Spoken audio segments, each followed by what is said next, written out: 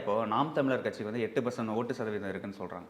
அந்த மாதிரி விசிகாக்கு வந்து தனியா இத்தனை பர்சன்ட் ஓட்டு சதவீதம் இருக்குன்னு சொல்ல முடியுமா? அது வந்து தேர்தலை வச்சு பிழைப்பு நடத்துகிறவங்களுக்கு, ஆ.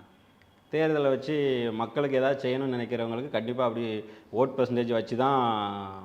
இப்போ விசிகா கட்சி வந்து அங்கீகாரம் வாங்கிட்டு தெரியுமில்ல. ஆமா. தமிழ்நாட்டில் வந்து அங்கீகாரம் வாங்கின கட்சியில் 4 கட்சியில விசிகாவும் ஒன்று. ஆ.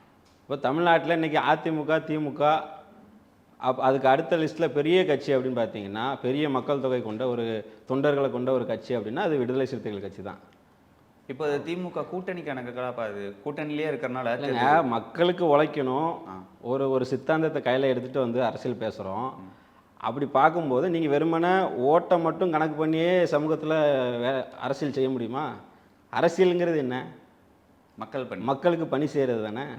இப்போ அந்த மக்கள் பணியை செய்கிறது தாங்க முக்கியமே தவிர, எத்தனை ஓட்டு பர்சன்டேஜ் இருக்குது அதன் அடிப்படையில் ஒரு கூட்டணிக்கு போவோம், அந்த கூட்டணி பேரம் பேசுவோம். பேரம் பேசி கூட்டணி பேரத்தை உறுதிப்படுத்துகிறவங்களுக்கு தான் நீங்கள் சொல்கிறதெல்லாம் தேவை.